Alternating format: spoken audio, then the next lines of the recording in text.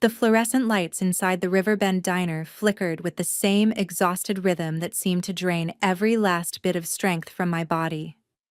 I wiped down the counter for what must have been the 100th time that night, the sharp tang of industrial cleaner mingling with the scent of coffee and cold French fries until my stomach tightened even though hunger had long faded. My back throbbed with that familiar dull ache that comes after 8 straight hours on my feet, made worse by the tension I carried home every night like a debt I could never pay. "Elena, table 6 needs more coffee." Charlie's voice drifted from the pass-through window of the kitchen. I nodded, reaching for the pot with hands that had grown more calloused than I ever imagined at 27. The diner's red leather booths and shiny metal trim looked worn and tired under the harsh lights, stripped of the cheerful nostalgia the owner liked to brag about during the daytime. It was nearing midnight on a Tuesday, the slowest shift of the week, with only a few regulars scattered across the room, quiet enough that the ticking wall clock seemed loud. Old Mr. Vernon was still nursing his decaf at table 3, 2 college students hunched over books in the far corner, and the man at table 7, who had been sitting there for more than an hour with a cup of black coffee that hadn't gone down by even an inch. I had noticed him the moment he walked in. It was impossible not to. He didn't fit here. Tall, broad-shouldered, wearing a thick black jacket scuffed with road dust yet somehow still impossibly neat. His dark hair cropped short. Cheekbones sharp, eyes focused as if he could see through the table without blinking. He sat straight, silent, with no phone, no book, no laptop, just a cup of black coffee and a gaze that slid across the room every so often, like he was waiting for something, or someone. He didn't feel like a customer.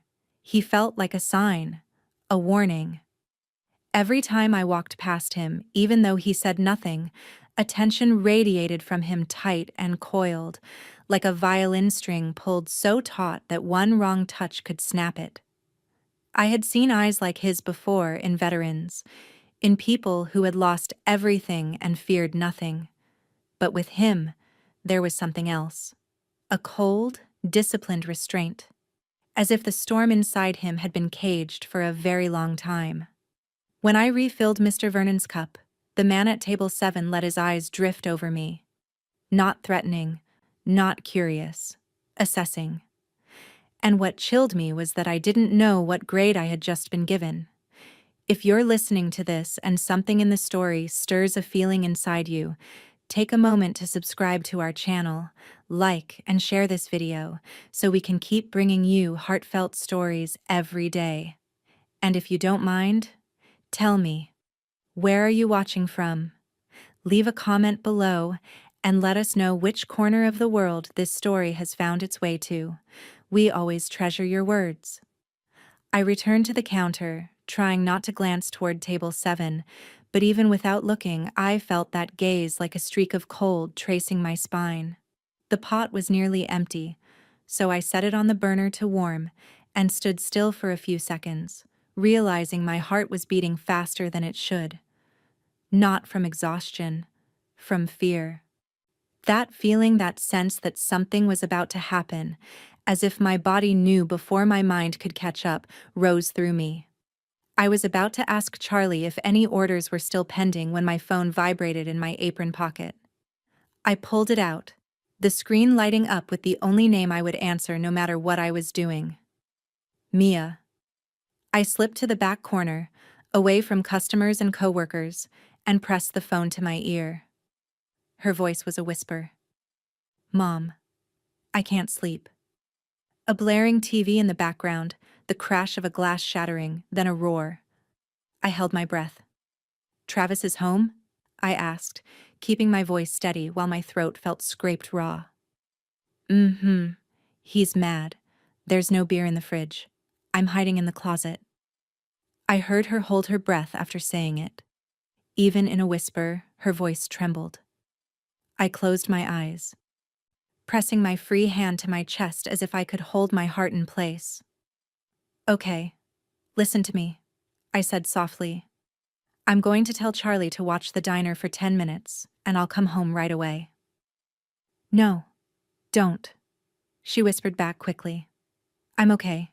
He'll go to sleep soon like last time. I just wanted to hear your voice. I turned toward the wall, biting down on my lip until I tasted blood to stop myself from breaking. She was only 7, yet she had already learned how to soothe me, how to endure without causing trouble. Travis didn't hit her. He never had. But the way he threw things, shouted, slammed doors, created a world where she lived curled up in fear, waiting for the next burst of rage like prey, waiting for a predator. And me, powerless, working night shifts to pay rent and praying he would pass out early. On the other end of the line, Mia inhaled softly. Mom? Yeah, sweetheart. He flipped the couch again, but I brought my dinosaur. I'm holding him really tight. I nodded as if she could see me. Good girl. Try to sleep, okay? I love you. I love you too. The call ended, but the pounding in my chest echoed like a ticking clock. I stood there for a few seconds, staring at a patch of peeling paint on the wall, then returned to the counter like a wind-up toy. Gabriel Holt was still at table 7, his cup still untouched. His eyes weren't on me, but something in the way his body leaned forward slightly, his shoulders loosened, his hand resting on the table with intention, made me feel he had heard something, or sensed it. I looked away quickly, refilling the pot, pretending to focus on order slips, though my hands shook visibly. Charlie eyed me from the kitchen pass-through. Everything okay, Lena? I nodded, forcing a crooked smile. Fine. Just tired. I glanced at the clock. 11:18. 2 more hours until the end of my shift. An entire lifetime. I wished I could run out right then, rush home to hold my daughter, pack our things, disappear somewhere far away, but life wasn't that simple. I didn't have the money. I didn't have a place to go, and Travis always found me. I didn't need pity, but I longed for something steady, something strong enough to keep me from collapsing. I took a breath, lifted my head, and for the first time met Gabriel's eyes. He was looking straight at me, quietly, not probing, not pitying, as if he already knew exactly what I was trying to hide, and in that gaze, for the first time, I didn't feel alone. The small bell above the diner door chimed softly, that familiar sound signaling someone entering in the quiet stretch of the late night. I was still holding the coffee pot, my eyes not yet pulled away from Gabriel, when Charlie suddenly called out from the kitchen, his low voice oddly tense. Lena, there's a child at the door. I frowned, set the pot down, and hurried toward the front. The street light outside cast a pale glow through the fogged glass, and my heart dropped a beat when I recognized the tiny pink sandals, the faded blue hoodie, and the tangle of brown hair I had smoothed down every night. Mia. I rushed from behind the counter on instinct, pushing the door open so fast the November wind slapped my face with a stinging cold. She stood there clutching her worn-out stuffed green dinosaur, her eyes wide in the harsh streetlight, round and trembling. She wasn't crying. She just stood still, as if afraid to believe she had reached a safe place. Mia, sweetheart, I'm here. Why are you here? How did you get here? My voice broke as I wrapped her in my arms, her small body icy cold, her lips tinged purple. She whispered against my ear. I walked. Travis was breaking things. I got scared. You said your diner had lights on all night, so I came to find you. You said if I met a good person, I'd be safe. I pulled her even closer, tears spilling before I could stop them. How many blocks, baby? How many blocks did you walk? 6. I counted by the lampposts. My breath hitched, and I held Mia as if loosening my grip even slightly might cause her to disappear. Charlie had stepped out from the kitchen, his face pale. I heard the diner door close behind us, followed by slow, steady footsteps. Gabriel. He didn't say a word, just looked at the two of us, his eyes sharpening, deepening. That was when I noticed Mia was holding something in her hand. A small pale pink plastic tube filled with coins and a few crumpled bills. She held it out toward Gabriel. "Mister, you're the scary man, right? I need a scary man."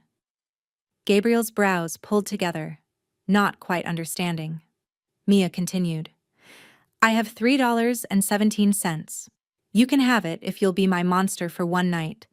You just need to go to my house and scare the real monster away. Can you do that?" I froze, wanting to hush her, but my throat locked tight. Gabriel crouched down slowly, knees touching the floor, his eyes never leaving her face. He didn't smile, didn't pity her. He reached out, took the tube of money, then gently placed it back into her hands. "Keep it, kid." Then he asked, "What's your address?" She recited it clearly, hitting every number without hesitation. Gabriel stood, turned to me, and spoke in that steady voice of his. "When your shift ends, I'm coming with you. We're taking her home." I opened my mouth to protest, but no words came. Something in the way he spoke made refusal impossible. Not because he intimidated me, but because his certainty made it sound like the decision had already been made. Mia looked up at me, fear still flickering in her eyes but softening. "I trust him. He's not like monsters. Not at all." I looked at Gabriel, and for the first time, I believed what my daughter just said. Not because I knew who he was, but because he was the first person who didn't ask whether I needed help. He simply said he would. And in that moment, I let that fragile sliver of trust hold me up, even if only for one night. Charlie brought Mia a warm cup of milk in a chipped winter deer mug. She curled up on the seat by the wall, her stuffed dinosaur on her lap, her small hands wrapped around the cup as if holding the whole world. I draped my coat around her, reminding myself that for now, at least, she was safe, in a brightly lit diner, not hiding in a closet. But that safety felt thin as frost on a window, ready to shatter with one harsh breath. I stood there, my hands still trembling from everything that had happened, when Gabriel walked toward me, each step measured and quiet, stopping half a pace away. He didn't speak immediately. He watched Mia for a long moment, then turned to me, his voice low and dry like sand under a boot. "You can't take her home alone tonight." I clenched the strap of my apron, defensiveness rising by instinct. "I don't need an escort. I've been doing this for years. I'm not afraid." His gaze didn't soften, didn't harden. "It's not about fear. Travis will be there waiting. And tonight, he lost control." His words, though spoken plainly, crushed the air in my chest. How did he know his name? How did he know he'd be waiting? Gabriel didn't answer the questions I hadn't dared to speak. He simply exhaled, a faint breath like cold fog. "I'll wait until your shift ends. Then I'm taking you both home. Not walking with you. Taking you." That final emphasis made me meet his eyes. There was something unfamiliar in the way he spoke about responsibility. Not a suggestion, not an offer, but a declaration of a task already accepted.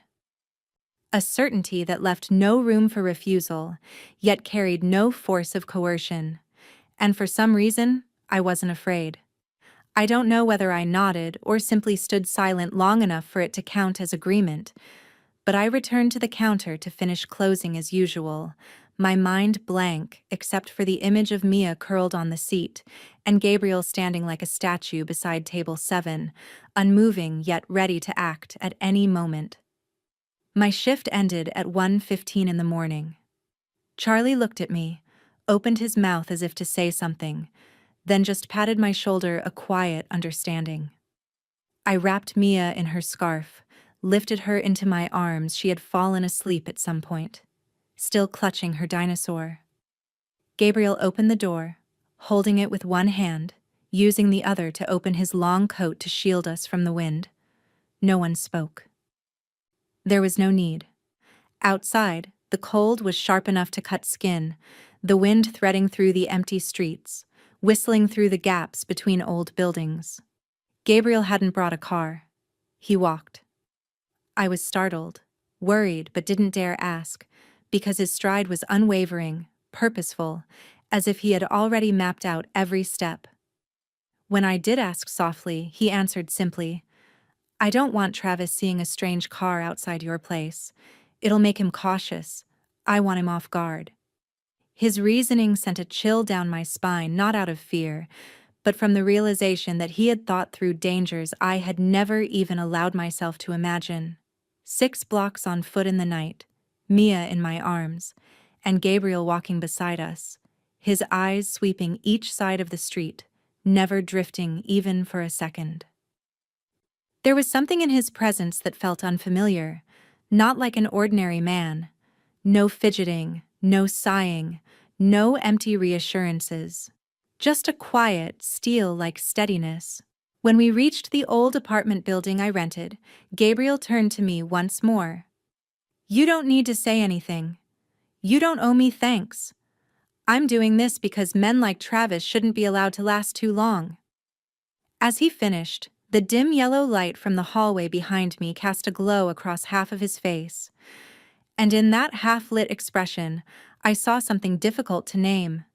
Not anger, not pity, but the silence of someone who had seen too much darkness and still chose to stand between it and anyone too small to fight it. At the time, I knew almost nothing about Gabriel Holt. But I knew enough to walk through the doorway that night beside him without looking back. I walked along the inside edge of the sidewalk, keeping close to the building, my arms wrapped tightly around Mia as she slept against my chest. The wind swept between rows of old brick buildings, carrying the damp, dusty scent that clung to this neighborhood. A few scattered windows glowed faintly like the lazy, half-open eyes of a city drifting toward sleep, leaving only the echo of a late-night bus and the clatter of bottles rolling somewhere in an alley. Gabriel walked beside me, not too close, not too far, but always keeping himself between me and the street. He said nothing, and the silence pressed in around us as heavily as the darkness itself. But strangely, I didn't fear it. It was simply taut, like a wire stretched to its limit, waiting for the slightest disturbance to snap. I glanced toward him, and in the dull yellow glow of the street lamps, I saw his hand relaxed at his side, yet the muscles beneath his coat held tension, veins standing out along his wrist, each step even and controlled, as though he was prepared to stop at the slightest threat. I didn't have to ask to know he was in a state of readiness, moving like a wolf pacing beside its pack. When Mia shifted in her sleep and her dinosaur slipped from her fingers, I bent down to pick it up. And it was Gabriel who handed it back to me, his hand brushing mine for the briefest second, steady, cool, but not cold. Outside an old laundromat, a man smoked under the flickering sign. He looked our way as we passed, his gaze sliding over me before settling on Gabriel. For half a heartbeat, the entire atmosphere shifted. Gabriel stopped, angling his body just enough to shield me. No words were exchanged, only a certain look. And after a long breath, the man crushed out his cigarette and turned inside. We kept walking. I had no idea who Gabriel was in the larger world, but I was beginning to understand that he did not belong to safe places. And perhaps because of that, he knew how to create safety for others. As we neared the apartment building, I paused. The light on the 3rd floor was on, the curtain pulled aside slightly, as though someone had been standing at the window not long before. Instinct tightened my hold on Mia, sending my heart racing. Gabriel followed my gaze, then stepped fully in front of me, blocking my view as he said quietly, almost as an order, "Walk straight inside. Don't stop." The front door opened easily, and I set my hand on the handle without looking back. He was behind me. We climbed the worn wooden stairs, each creak of the steps echoing through the empty hallway. I felt like a character in a film where every scene was too quiet to trust. Gabriel let me unlock the door first. I slid the key in carefully, afraid to wake Mia, but also afraid Travis might still be inside. The door swung open. A dark room greeted us, heavy with the stale smell of cigarettes. Relief escaped me in a breath, but Gabriel didn't step in right away. He stood still, eyes sweeping across the living room from the overturned couch to the empty beer cans rolling on the floor. After a few seconds of tense silence, he nodded once. "No one here." I walked inside, setting Mia on the old armchair near the window and tucking a blanket around her. She stayed asleep, tiny fingers still clenched around her dinosaur as though afraid it might vanish. When I turned back, Gabriel was standing in the small kitchen, the cabinet doors flung open, dishes scattered, clear signs that Travis had been in a rage before storming out. Gabriel ran a hand over a crack along the counter's edge and then looked at me. "You can't stay here alone any longer." It wasn't a suggestion. He spoke it like a sentence passed on the entire apartment. I didn't answer, not because I disagreed, but because for the first time in months, someone else was considering the safety of Mia and me as if it mattered to them as much as their own. Not out of obligation, not out of affection, but simply because it was right. Gabriel studied me for a long moment, as though weighing something, then stepped closer, his voice dropping lower, rougher. "I'll come back tomorrow night. If he shows up before I do, call me. Don't open the door."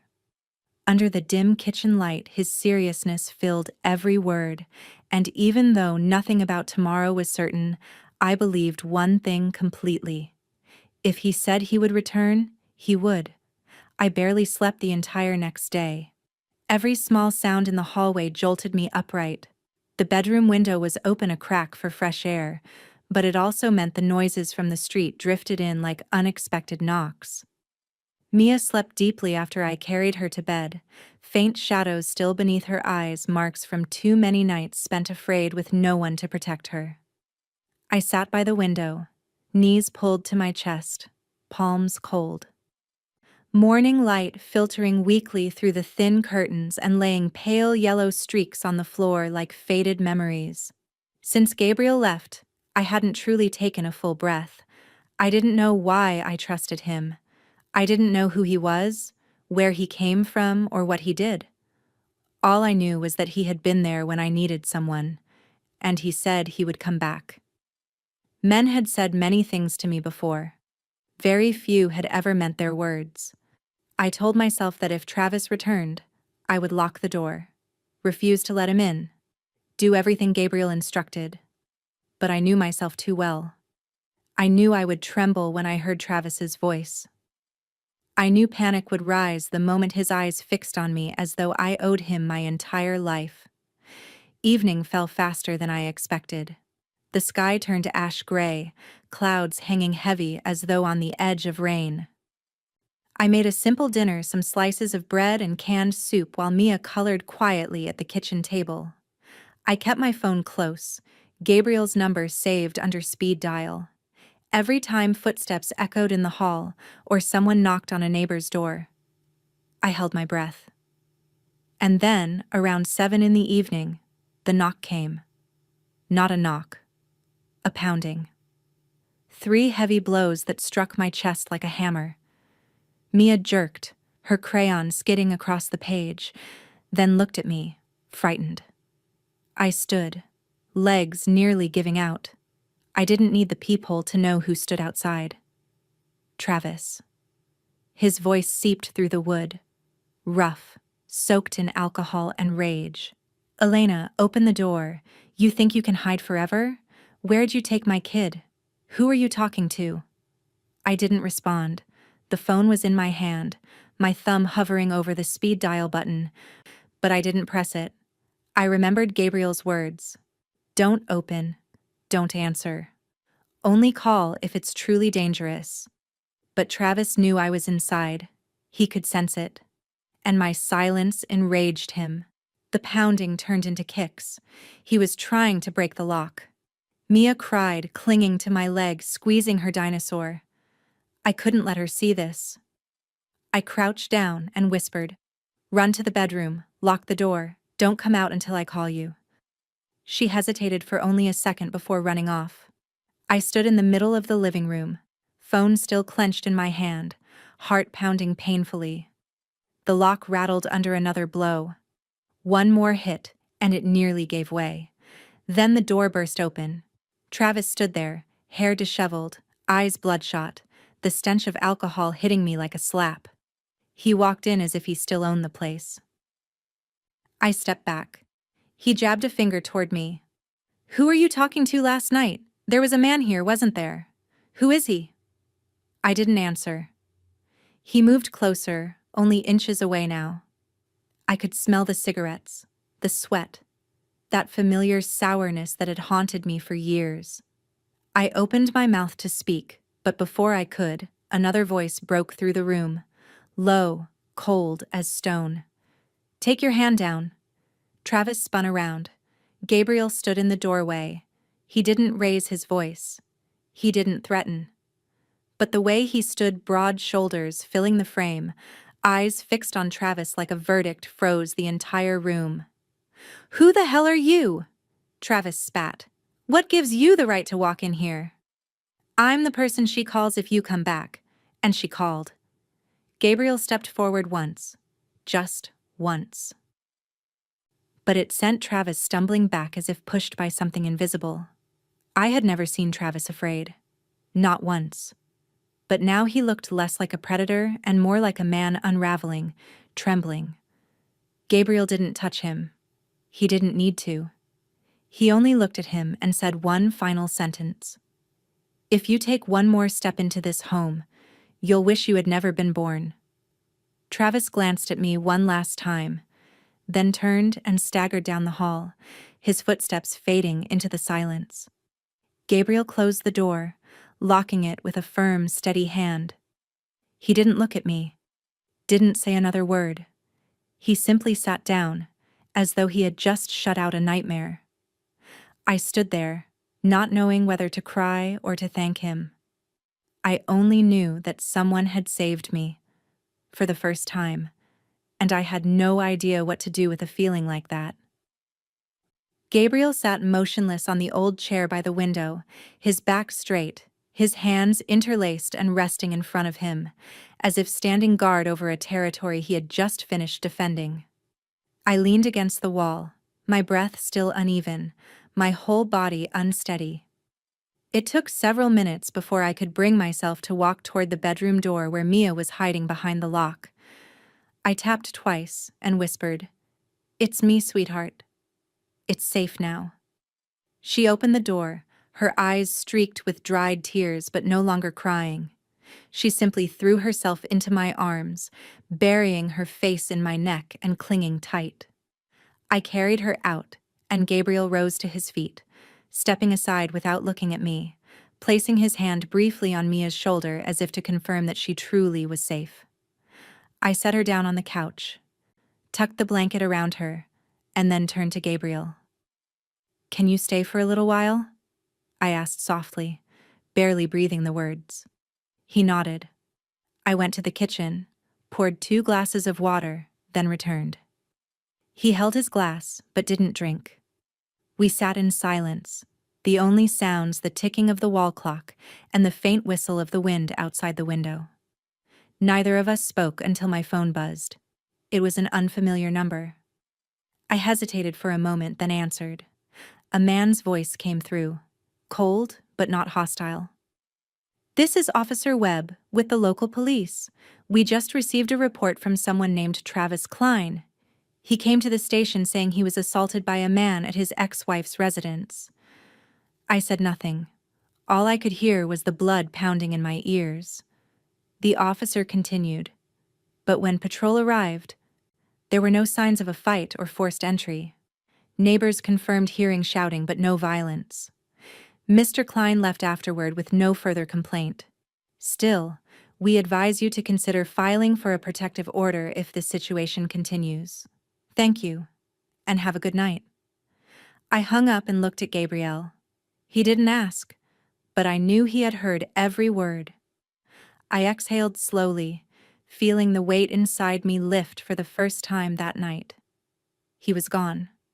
At least for tonight. And maybe for the nights after this one. I turned to Gabriel, meeting his eyes fully for the first time, no longer looking away. Thank you. It was simple, but sincere. He nodded. I'll go, but I'll be back tomorrow. I nodded. Okay. The next evening, when I finished my shift, Gabriel was already standing outside the diner. He didn't speak. He simply walked beside Mia and me like a steady shadow. In the days that followed, Travis didn't return. No messages, no calls, no pounding at the door in the middle of the night or the flicker of a shadow in the hallway that made me shake with fear. My breathing found its rhythm again. Mia slept better. She laughed more. The drawings she made began filling with yellow and green instead of only black and gray.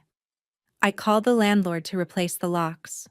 Gabriel arranged for a technician to install a small camera at the entrance. Each small task completed felt like a stone lifted off my chest. Slowly, I realized I could exist for more than just survival. One evening, while I was washing dishes, Mia tugged on my shirt and whispered, "Mom, can Gabriel have dinner with us?" I made a picture for him. I dried my hands and bent to kiss her forehead. Ask him, sweetheart. If he says yes, then I say yes. Gabriel was standing at the doorway, a grocery bag in hand. Mia ran to him, holding up a drawing of 3 people standing together under a sky with a big round sun and a dog that looked vaguely like her dinosaur. Can you stay for dinner, please? Gabriel looked at the drawing for a long moment before nodding. He smiled a small, genuine smile. Yes, I'll stay. And I realized then that Travis was no longer the center of the fear inside this home. Something else was beginning to grow slowly, cautiously, but undeniably. A new life, a steadier breath. No shouting, no violence. Just measured footsteps and a peace I thought I had lost forever. The next morning, sunlight filtered through the thin curtains, making the apartment seem brighter than usual. Mia sat drawing at the kitchen table, glancing up now and then to ask me questions about colors or strange little animals she imagined. She had finished her breakfast, and I was still getting used to the feeling of not being frantic with fear about what might fall apart next. Something inside me had begun to loosen, to soften, like the hard shell around my chest was starting to crack. I made more coffee, still untouched, when 3 knocks sounded on the door. Firm, even, not too loud. I looked through the peephole. Gabriel. He stood there with a large black canvas bag in his hand, something heavy inside pulling on the straps. I opened the door, and Mia ran out immediately, still holding a colored pencil. You're really here. I made another picture I can show you? Gabriel gave her a small, gentle smile and nodded before turning to me. I brought these. We need to start with the front door. I stepped aside to let him in. Inside the bag were a new lock set, a wireless mini camera system, a small storage device, and a screwdriver kit. He didn't ask for my permission.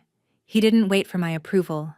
He simply began working, as though he had done this 100 times.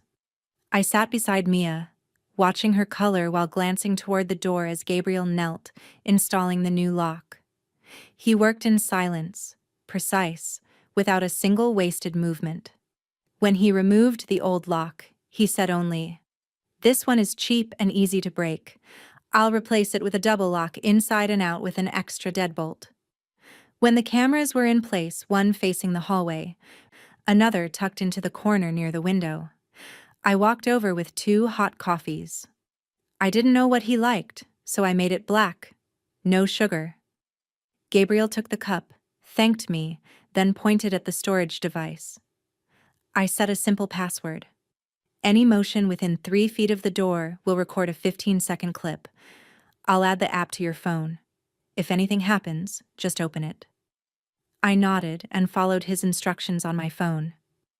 These small, practical things, so ordinary, gave me back a sense of control I hadn't felt in years. I looked at Gabriel for a long time, for the first moment that day. He stood in the beam of sunlight from the window, his sleeves rolled up, faint scars along his wrist, every movement steady and deliberate. No hesitation, no questions, as though his protection didn't require justification.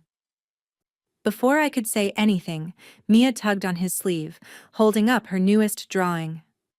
I made the sun bigger than yesterday. Today is prettier, so I think the sun needs to be a little bigger. Gabriel bent down, took the drawing, and nodded with an expression I couldn't quite name. Watching them, something inside me tightened, not with fear, but with something gentler. Something I hadn't felt in a very long time. When everything was finally in place, Gabriel checked the door one last time. As he turned back, I stepped forward, still holding my cooling cup of coffee. "Will you come back?" I asked softly, unsure if I even wanted to hear the answer. Gabriel looked at me, his gaze steady, unwavering. "If you want me to." One simple sentence, yet in those words I heard something I hadn't dared to believe for years, that I had a choice. And for the first time after living so long as a guest in my own life, I nodded. "Yes, I want you to." Gabriel continued stopping by the apartment every afternoon after my shift ended. Sometimes he brought a bag of groceries, sometimes a few picture books for Mia, and sometimes things no one asked for, but somehow always proved necessary: replacement light bulbs, a tube of wall adhesive, odds and ends that quietly made life easier. He never stayed long, lingering only long enough to fix something, check the cameras, drink a cup of coffee, and slip away again. Yet his presence, even for those brief minutes each day, made the apartment feel less cramped, less dim, less cold. I didn't ask about his past, partly because I feared that the truth might shatter the fragile peace taking shape around us, partly because I wasn't sure I was ready to know. Still, pieces of his story fell into place quietly over time, enough for me to sense a picture emerging, one unlike anything I had ever imagined. That evening, after Mia had fallen asleep and Gabriel was tightening the last screw on the kitchen cabinet door, I sat across from him with a warm cup of tea between my hands. I asked him, plainly, "What did you do before you came to this town?" Gabriel didn't look up immediately. He turned the screwdriver one final quarter turn before answering. "Do you really want to know who I am?" I nodded. He stayed silent for a few seconds, as if deciding whether to dismantle the invisible wall he had built between himself and the world. Then he spoke, his voice lower than usual. "I used to work for an organization people don't mention at polite dinner tables. Not the government, but not exactly criminals either. The kind of people who make a room go quiet the moment they walk in." I didn't ask the organization's name. I didn't need to. One look in his eyes told me it was a past he would never fully escape. Gabriel watched me, searching for fear. But I wasn't afraid. What I felt was grief for the man he must have been, for the things he must have carried alone. He continued, "I used to be paid to solve problems the police couldn't touch. When you called me scary, you weren't wrong. There was a time I had no boundaries, so long as the mission was completed." "So why did you leave?" I asked, unwilling to soften the question. Gabriel leaned back, his gaze drifting somewhere far beyond the cramped kitchen. "Once, I was assigned to make a witness disappear, a young woman innocent, just in the wrong place at the wrong time.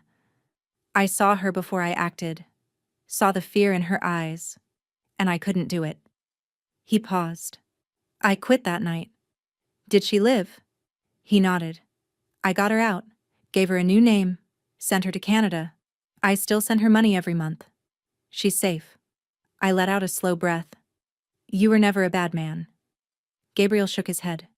No, I was. I was a very bad man. But I was tired of living in the dark. And then, one night, I walked into a diner and saw a woman trembling while she talked on the phone, and I realized I still had a chance to do something right. I set my cup down and looked at him for a long moment. So what are you now? Gabriel lifted one shoulder. I'm someone who can make men like Travis think twice before doing something stupid. And if necessary, I'm the one who stands between them and people like you. I lowered my head, my eyes stinging not because of his past, but because, for the first time, someone chose to stand on my side without me having to beg for it. Gabriel stood and reached for his coat. He didn't say goodbye, same as every night. He simply glanced at me and murmured, I'll be back in the morning. There's an electrician coming to check the wiring. If Mia wakes up, tell her I'll bring more paint colors. And then he left, as if he hadn't revealed anything at all. But I knew that from that moment on, we were no longer strangers. Gabriel was no longer a mystery. He was part of this world, part of my world in a way I hadn't expected, but was quietly grateful for. Life didn't transform dramatically like in the movies. There was no magical moment that overturned everything in a single night. But bit by bit, piece by piece, the cracks in our lives began to close. Gabriel came more often, without needing a reason, sometimes just to drop off a bag of apples he bought from a roadside stand, or to fix the desk lamp that had flickered for months.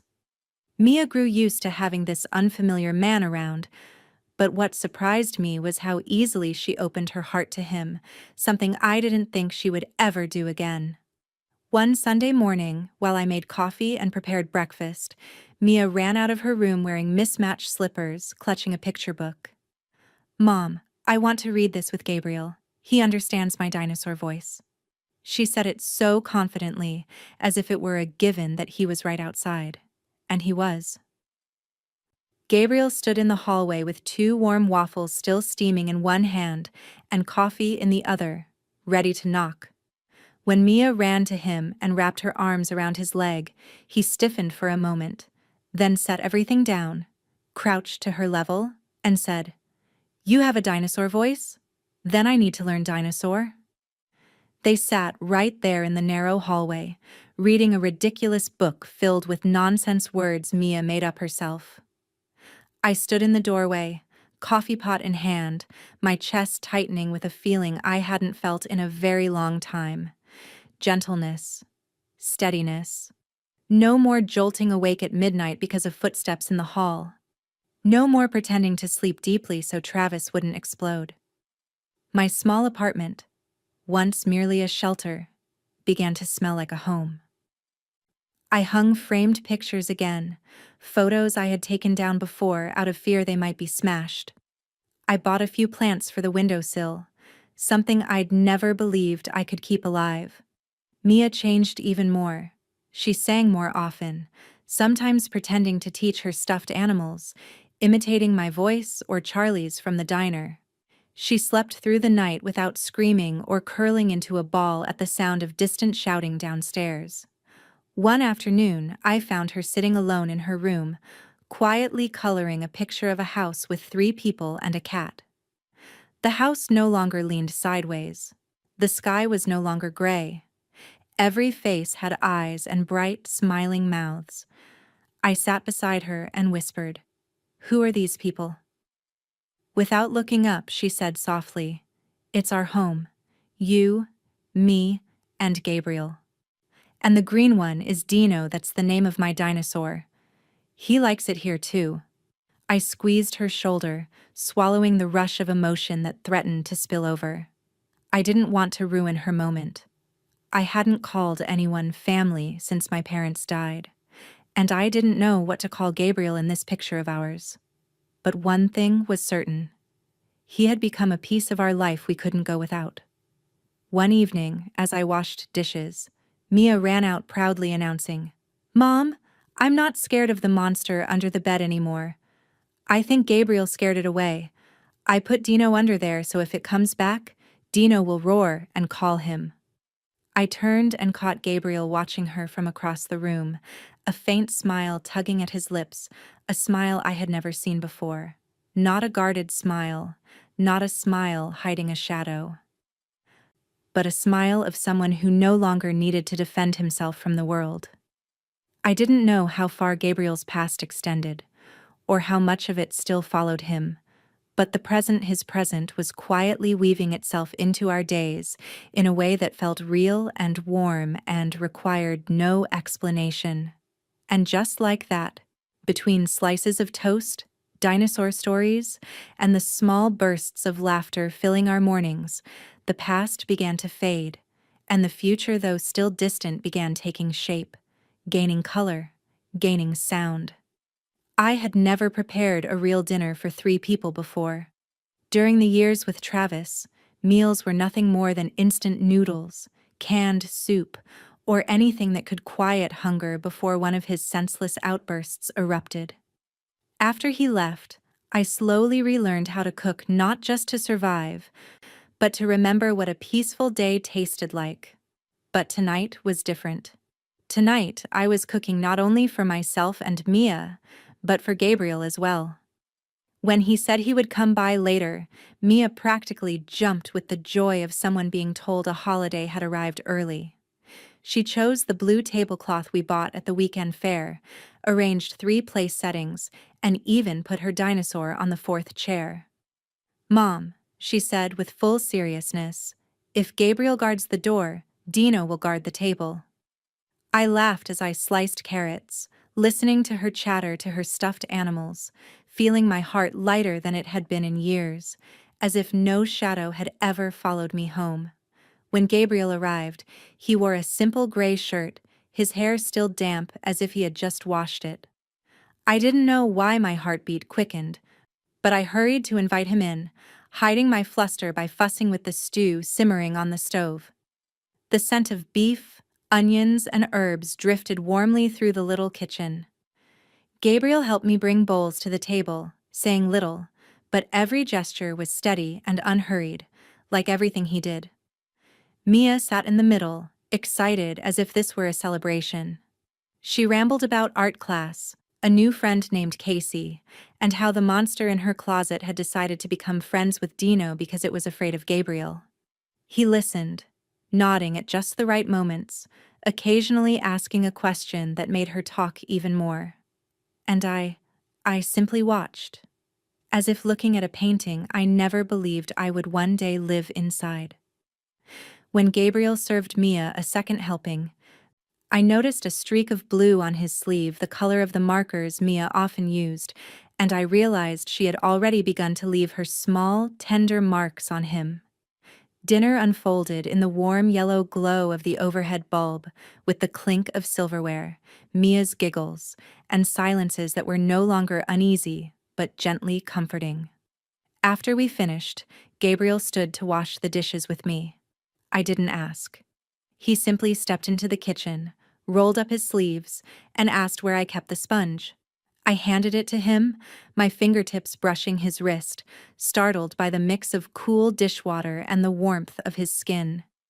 He looked at me without a word, but something in that glance made me feel seen in a way no words could have conveyed. When everything was clean, Mia had fallen asleep on the chair, her head nestled against Dino.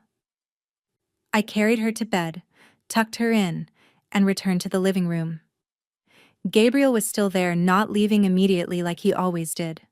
He looked around the apartment, which no longer felt like a lonely fortress I had built to survive, but like a place that was learning to hold warmth, voices, and people who stayed. I poured him a cup of tea, and for the first time in weeks, we sat together not out of fear or defense, but simply because we wanted to. I looked at him, my eyes damp with something I couldn't name. He brushed the back of my hand lightly, a touch gentle enough not to startle me, but intentional enough that I couldn't pretend it was accidental. My breath deepened, my chest loosened, and when Gabriel rose to leave, I walked him to the door, not to maintain distance, but to hold on to the sight of him for just a little longer, the way someone watches something important they haven't yet found the courage to name. Later, in the quiet, with only the ceiling fan humming overhead, I understood something clearly. That dinner was not just a meal. It was the beginning of something closer to a family than anything I had ever known. I had begun to believe the past could no longer reach me. Mornings filled with Mia's little songs in the kitchen, evenings when Gabriel stopped by to change a light bulb, check the cameras, or simply sit and listen to Mia talk about her imaginary world. These moments slowly stitched themselves into a routine. The apartment was no longer a hiding place, but a home. And for the first time in years, I allowed myself to imagine a future without Travis in it. But darkness doesn't leave as easily as hope wants it to. It began with a small note tucked under my windshield wiper after work. A square of white paper folded in four, with 4 words scrawled in jagged black ink. I remember standing in the parking lot, the late sun touching the asphalt while my fingers trembled over that paper even though the breeze was barely there. I looked around, saw no one but a dusty old pickup sat at the far end, its engine still warm. I didn't dare approach. I slipped the note into my pocket, hurried to the car, and locked the doors the moment I got inside. I said nothing to Mia on the drive home. I didn't want to frighten her, didn't want to shatter the fragile peace we had gathered piece by fragile piece.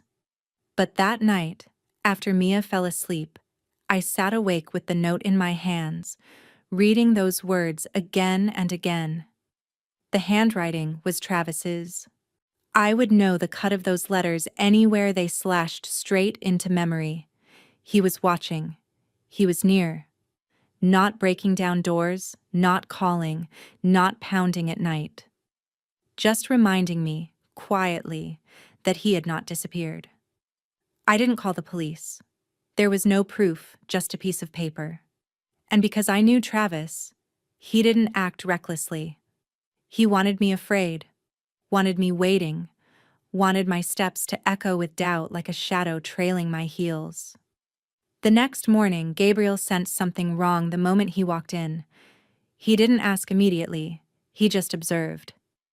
I was too silent, and Mia sniffled because I refused to let her take Dino to school. When Gabriel walked us to the car, he placed his hand on the door before I could close it. What happened? I hesitated, then pulled the note from my pocket and handed it to him. He read it, his expression darkening not with surprise, but with confirmation. He slid the paper into his own pocket and said quietly, "I'll stay closer now. Don't go anywhere alone. Don't let Mia walk anywhere by herself." I nodded, my stomach tightening not because of his warning, but because of the way he said it, with the steady calm of someone slipping back into a world he knew too well, a world of shadows, danger, and things never spoken aloud. That afternoon, as I prepared dinner, a knock sounded at the door. Not Gabriel, not the firm, familiar rhythm. 2 knocks quick, uncertain. I checked the peephole. No one. But when I opened the door, a small package sat on the floor. No name, no note, just a plain brown box tied with coarse string. My hands shook as I lifted it and brought it inside. Gabriel arrived 5 minutes later. He saw the box sitting on the table and immediately pulled out his phone, bringing up the camera app. He watched the 15-second clip in silence, his jaw tightening. "Smart," he muttered darkly, shoving the phone back into his pocket. Heavy hoodie, kept his head down, stayed right at the edge of the frame, tossed it into the motion sensor zone and ran. Never showed his face. He didn't let me touch the box again. Wearing gloves, he opened it with the careful precision of someone trained to disarm things that can hurt. Inside was an old wooden doll, its head tilted, its hair tangled, with a small cut carved into its forehead as if someone had done it on purpose. Mia walked in just as tears spilled down my face. Not because of the doll, because of the truth it carried. Travis was not gone. He was playing with me, waiting, watching. choosing this moment when I finally felt safe to remind me that safety was a fragile illusion. Gabriel lifted Mia into his arms, holding her close as if by sheer force he could keep fear from seeping into the cracks of the room.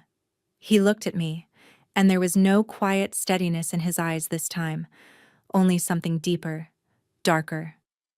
"We're not running, Elena," he said. "I spent my life running. This time I'm staying. And he will regret it." I nodded, though my throat tightened with doubt and dread. I didn't want to live afraid anymore, but I didn't know if I had the strength to face another storm. Then Gabriel took my hand and held it gently, firmly. "You're not alone this time." And in that single moment, I knew that even if the darkness returned, it would not swallow me whole the way it once had. I was no longer standing in it by myself. That night, the rain fell hard, streaking across the window in long, broken lines like smeared brush strokes. I had bolted the door, turned off the hallway light, checked the cameras twice, habits that had grown out of the night the wooden doll arrived. Gabriel stayed, sitting in the chair near the window, his eyes fixed on the phone screen showing the live feed from the camera outside. I was washing dishes when Mia's scream tore through the apartment. It wasn't the whiny cry of a child, it was sharp, primal terror, the kind of scream I thought I had forgotten since the night Travis yanked my hair in front of her. I dropped the plate in my hand and ran. But Gabriel reached the door a heartbeat before I did. He flung it open, and in the dim glow of her star-shaped nightlight, I saw Mia curled into the corner of her bed, arms wrapped around her knees, eyes wide and unblinking, her whole body shaking.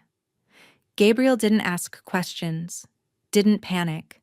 He approached her slowly, as if afraid a sudden movement would shatter her completely, then sat beside the bed, his voice soft in a way I had never heard from him.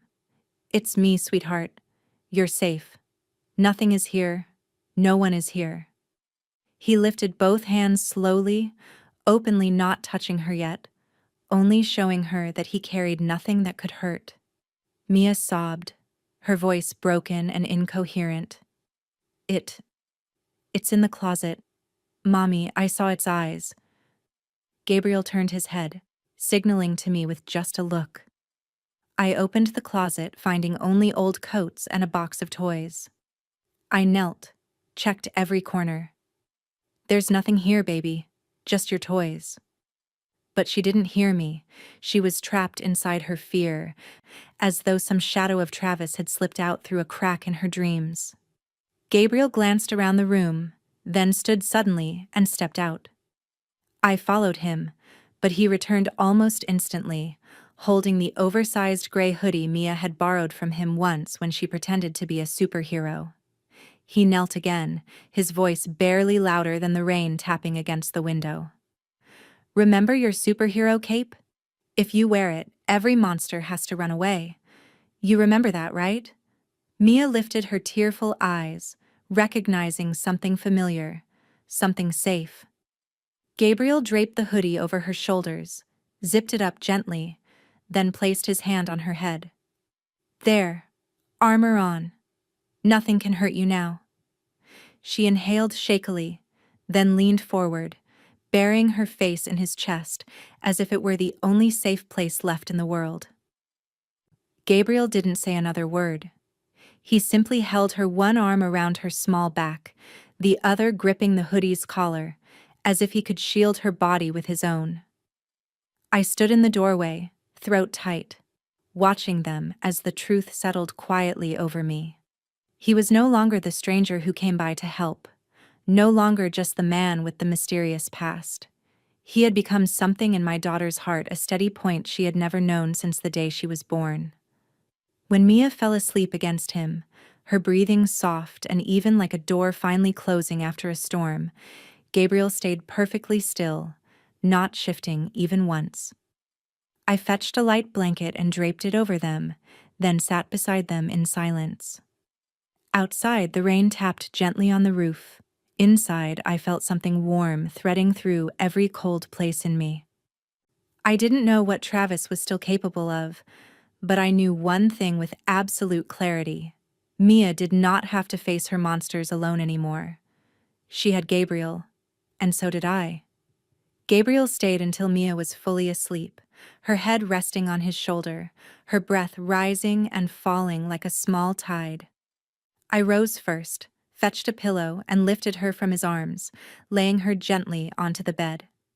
He didn't take his eyes off her until I guided him out of the room and closed the door softly behind us. The apartment was quiet, filled only with the soft patter of rain and the warm glow of the small lamp near the couch. I didn't know what to say. Something inside me trembled. Not fear, but a pull. A shifting, as if parts of me long fractured were moving back into place simply because he was in the room. Gabriel sat down, shrugging off his damp coat. His eyes lingered on my hands, still trembling from Mia's terror. I poured 2 cups of tea, my fingers clumsy, spilling a few drops on the table. He didn't comment.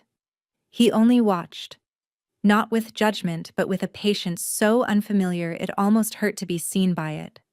Finally, I spoke, my voice raw like someone who had walked a long road without stopping. "Do you know what you did tonight?" Gabriel tilted his head slightly, unsure which moment I meant. I let out a small, shaky laugh at myself, at the emotion swelling in my chest. "You didn't just soothe a child. You held the part of me I've never dared to face. You sat inside a fracture no one has ever touched." He said nothing at first. He looked at me for a long time, as if searching for words that wouldn't shatter the heaviness between us. Then he stood, stepping toward me. His hand brushed mine lightly, then slowly, deliberately he took it in his. Not urgent, not claiming, just acknowledging. "Elena," he murmured, my name sounding strange and hauntingly familiar in his voice. I looked up at him, and in that moment I knew what was coming. Not because I had been waiting for it, but because every piece of me had finally stopped resisting it. Gabriel leaned in, so slowly it left room for me to step back if I chose, but I didn't. I closed my eyes as his hand tightened gently around mine, letting the last bit of distance dissolve. The first kiss wasn't fierce or desperate. It was soft, so impossibly soft it made something deep inside me ache. It wasn't like any kiss I had known, not a refuge, not a plea, not a domination. It was a declaration, a quiet, "I'm here," without a single word spoken. When he pulled away, I didn't open my eyes right away. I rested my forehead against his chest, listening to the steady beat of his heart, a rhythm that felt like it was ushering me back into myself. His arms tightened around me, warm and solid, as if nothing could break through them. I had never imagined being loved this way without performance, without fear, without asking permission to exist. The tiny room seemed to exhale with us, embracing the fragile beginning of something new. I lifted my head, looked into his eyes, and for the first time dared to ask in a whisper heavy with hope, "Are you afraid?" Gabriel smiled, a quiet, gentle curve that reminded me of the first night I saw him in the diner. "Yes, but I'm more afraid of losing you." And I knew, even with all the unknowns waiting ahead, that I no longer walked alone. My heart had finally been touched, really touched by someone willing to hold it with patience, with his own scars, and with all the things that didn't need promises to be real. Since the night Gabriel and I shared our first kiss, something in the apartment shifted. Not loudly, not in any showy way, but in the small gestures, the quiet glances, the silences that once terrified me, and now felt like the safest places I could rest. Gabriel didn't move in with us, not entirely, but he was there every day, from morning until evening, in a way that felt so natural it was as if he had never been outside our lives to begin with. He was the one who drove Mia to school each morning, the one who remembered her favorite lunchbox, the one who waited at the school gate when my shift ran late. With me, he never pried, never controlled, never pushed his way into the cracks I wasn't ready to open. He simply appeared at the exact moments I needed someone, sometimes as nothing more than a warm hand around mine when I felt unsteady, or a gentle knock at the door just when I caught myself thinking, I wish he were here. He fixed the bathroom door that had slipped off its hinges, added safety locks to the windows, even installed a small camera facing the parking lot where I'd once found Travis's note. But what truly told me he had become part of our lives was the way Mia stopped calling him uncle and began calling him by his name. Gabriel, I drew this for you. Gabriel, I saw a green dinosaur on the playground today. I think it misses me. He never corrected her, never told her to use any other title. He only smiled each time she said his name, as if no one had ever spoken it quite right until she did. On the nights we ate dinner together, Mia would sit between us, telling tangled stories in the breathless way children do when they have not yet learned to pause. Gabriel and I listened, smiling, nodding, sometimes meeting each other's eyes over her head, with the quiet understanding shared by people who had survived more than one kind of hurt. One evening, when Mia spilled her cup of water, she froze, her bottom lip beginning to tremble, bracing herself for shouting or something worse. Before I could speak, Gabriel knelt beside her, picked up the towel, and murmured, "It's all right, little one. Water spills. That's what towels are for.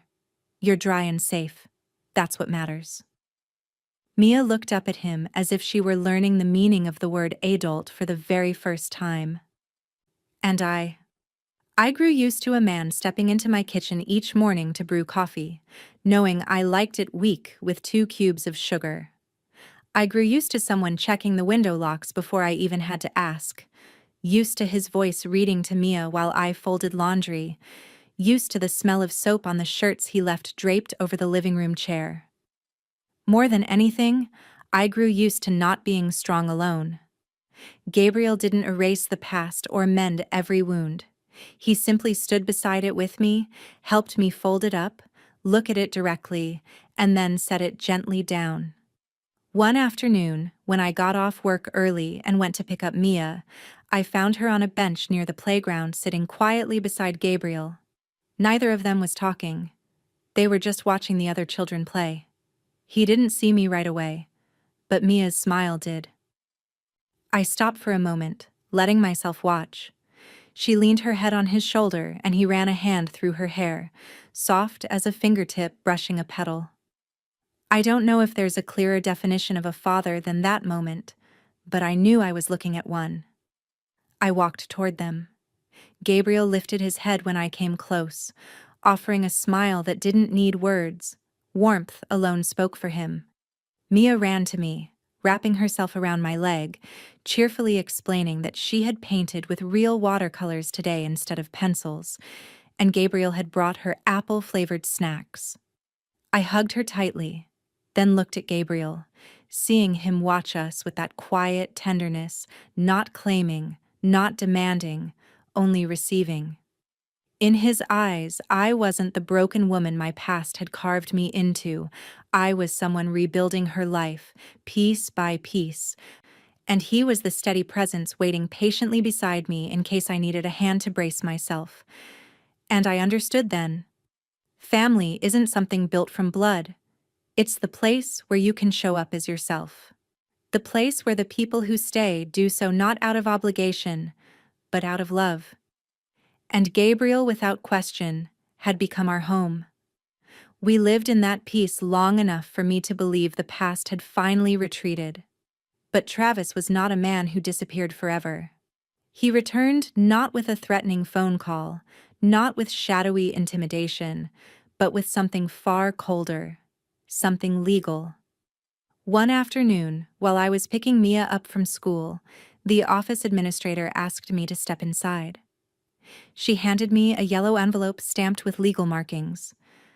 My hand shook as I opened it. The black letters seemed to slide across the page as I read. Travis had filed a lawsuit for full custody of Mia. He claimed I had prevented him from seeing his daughter. He accused me of poisoning her mind against him. For a moment, I thought my heart simply stopped. That night, I sat frozen on the couch, the lawsuit spread across the table, my fingers numb. Gabriel walked in, saw my face, and didn't ask permission. He picked up the documents and read them slowly, each page turning like a weight, pressing against the years I had tried so hard to bury.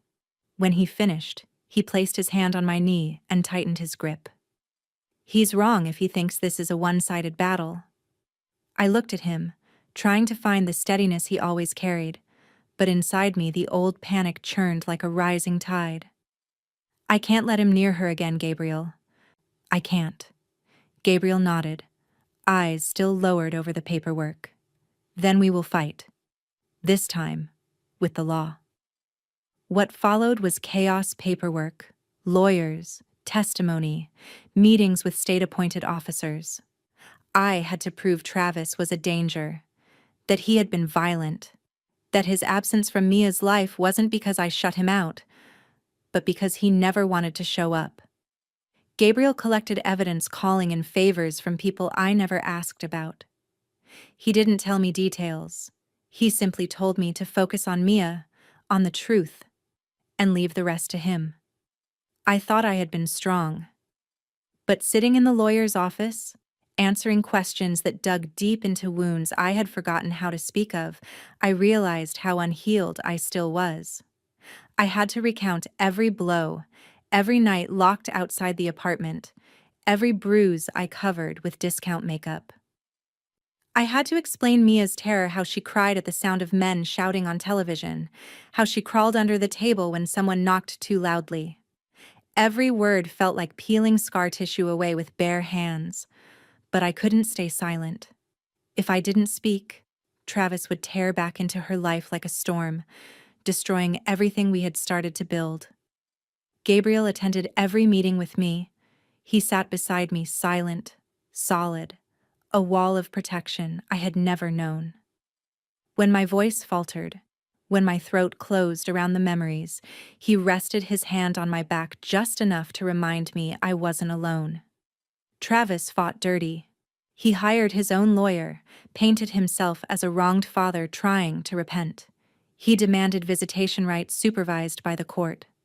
The thought of that of Mia in a room with him stole sleep from me for many nights. I watched her breathe as she slept, wondering how any legal system could ever consider granting a man like him even a sliver of access to her. Gabriel saw me awake in the dark.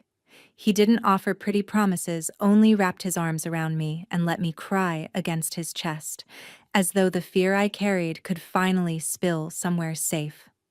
Then one morning, my lawyer called. Our evidence was strong enough. The old recordings, the threatening messages, the neighbors' statements, and Mia's psychological evaluation, all of it. The court denied Travis's petition and issued a restraining order. I stood in the lawyer's office, unable to tell if I was breathing. Gabriel held my hand as if he too had just walked out of a long war. Then he leaned in, whispering, "It's over. He can't touch you or Mia again." I broke this time, not from fear, but from relief so deep my knees nearly gave out. And I knew, with absolute certainty, that even if Travis tried to reappear with new tricks, we were no longer the ones running. We were a family, and we knew how to protect each other. The courtroom that morning was colder than usual, not only because the air conditioning was working at full force, but because the tension in the room hung thick enough to feel like a second layer of frost. I sat in the front row, clutching the hem of my coat, eyes fixed on the floor so I wouldn't have to look at the man I had spent most of my adult life running from. Travis sat only a few feet away, dressed in a dark suit that made him look more like he was stepping into a client meeting than confronting the truth of what he had done. But the only reason I could breathe at all was Gabriel's presence beside me. His shoulder had stayed pressed gently against mine from the moment we walked in until the moment they called my name.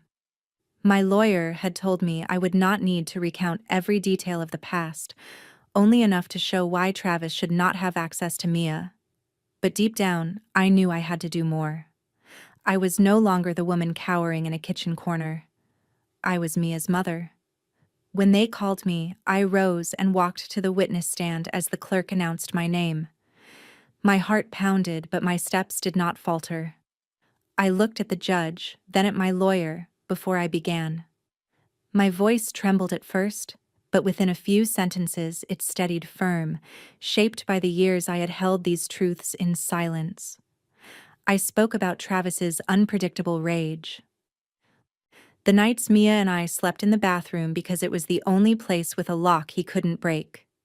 I spoke about fleeing, about the threatening messages, about the blood-stained doll he sent as a warning. I did not cry.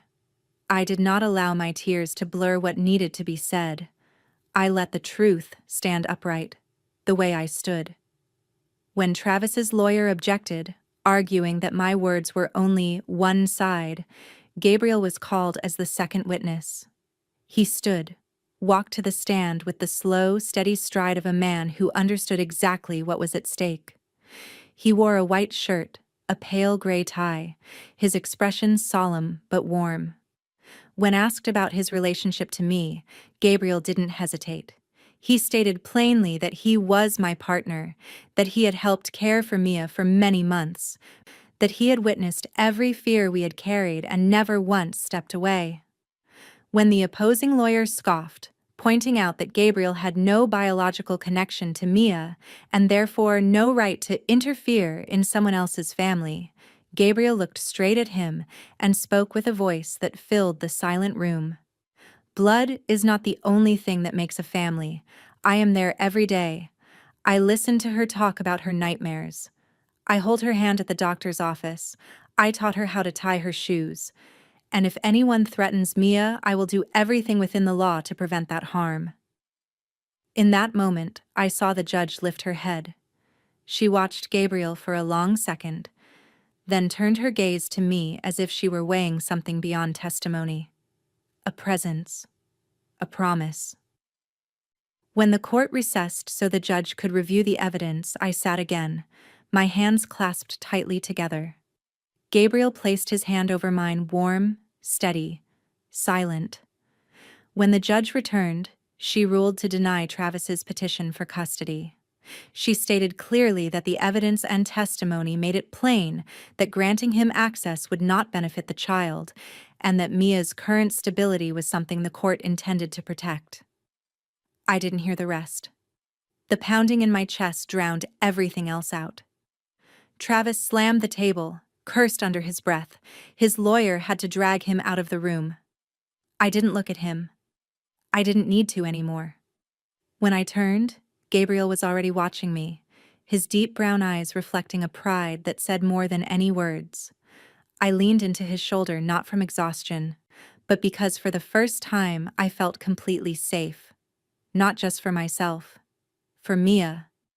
And in the quiet that settled after the courtroom doors closed, I understood something with absolute clarity. Justice is not only a ruling, justice is being seen, being protected, having someone hold your hand in the coldest place in your life, and knowing you do not stand there alone. The days following the hearing passed as though the entire world had begun breathing slowly again. No more paperwork, no more courtroom summons, no more glimpses of Travis's shadow stretching across my everyday life. The apartment returned to the sound of Mia's laughter, the smell of Sunday morning muffins, the soft golden glow of evening lamps.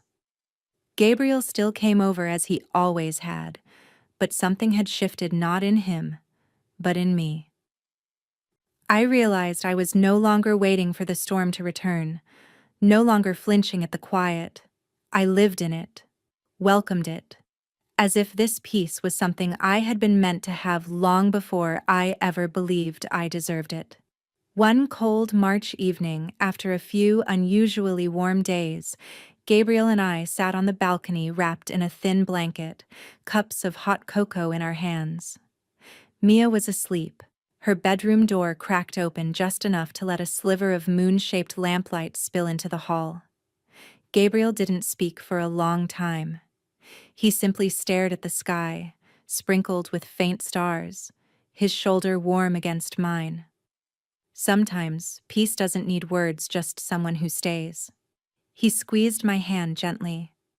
Did you ever think life would look like this? I shook my head with a soft laugh. I once thought I would spend the rest of my life alone with Mia in a tiny apartment, with the door bolted shut every night. And now I have a porch. I have dinner without fear. I have you. He nodded, thoughtful. I didn't imagine this for myself either. I used to live a very different life. But there's one thing I'm certain of. I've never belonged to anywhere, as clearly as I do here.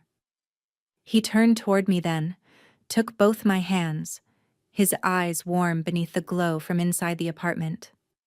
Elena, he said, without a grand proposal, without rings hidden in pastries or fireworks in the sky. It's just me. Right now. Here with you. I can't promise there won't be storms. I can't promise I'll always be right. But I promise I won't give up. I want to be with you when you're strong and when you feel like you're falling apart. I want to be the person Mia runs to for comfort.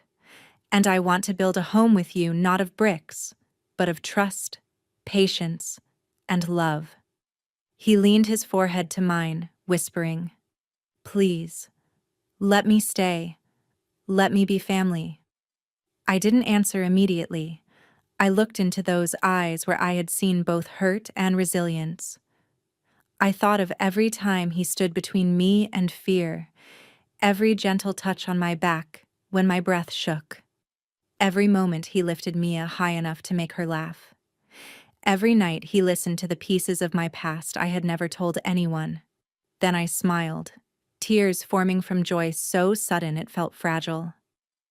"Gabriel," I said softly, "you never left for me to ask you to stay. But if you need an answer, here it is. I want you here. I want to raise Mia together, burn cookies together, fix what the past shattered together." I held his hands, no ring, no roses, no candlelit ceremony.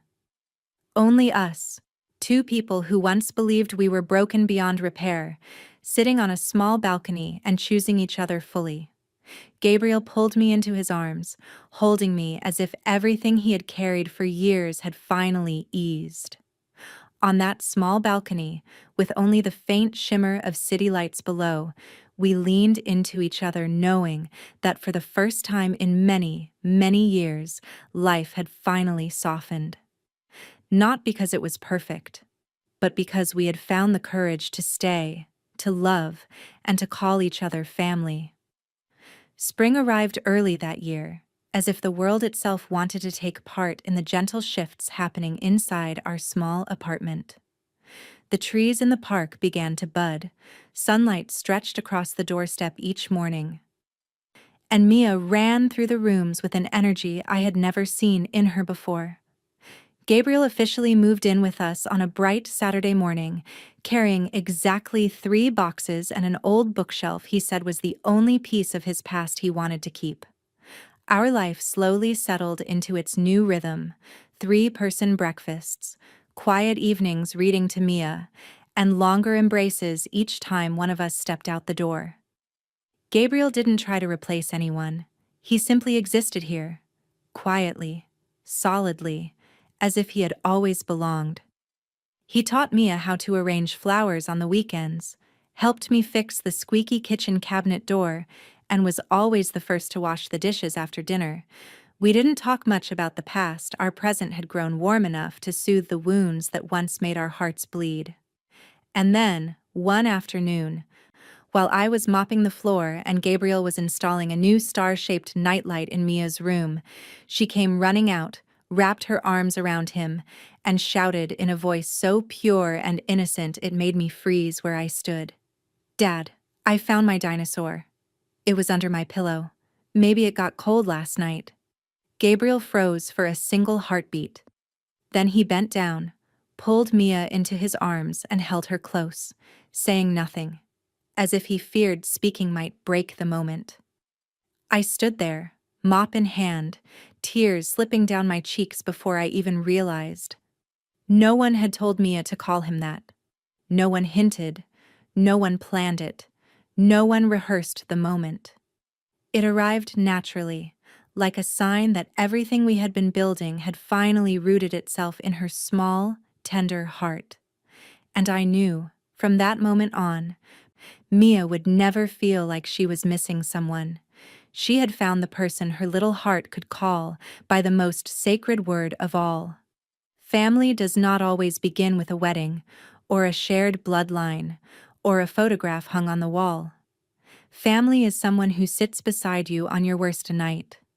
Someone who helps pick up the pieces they didn't break. Someone who chooses to stay even when leaving would be easier.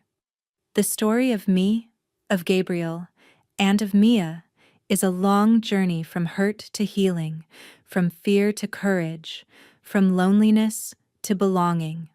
You may not carry scars like mine, but I believe each of us has passed through a stretch of darkness where one outstretched hand would have been enough to change everything. If you see yourself somewhere in this story, if you have been hurt, if you ever believed hope had run out, I hope you understand that you deserve a place to call home, a pair of arms that feel like safety. Thank you for staying with me until the end of this emotional story. How did this story make you feel? Did it touch something deep inside you? Have you ever had a moment when you realized someone was truly your family? Please share your thoughts in the comments. We would be honored to hear the stories your heart carries. And don't forget to like the video, subscribe to our channel, and share it with loved ones, if you believe it might touch them too. Each day, we will continue bringing meaningful, heartfelt stories to remind you that even in your darkest days, there is always a little light somewhere, wishing you good health, a peaceful life, and the simple joy found in ordinary moments. Goodbye, and we'll see you in the next video.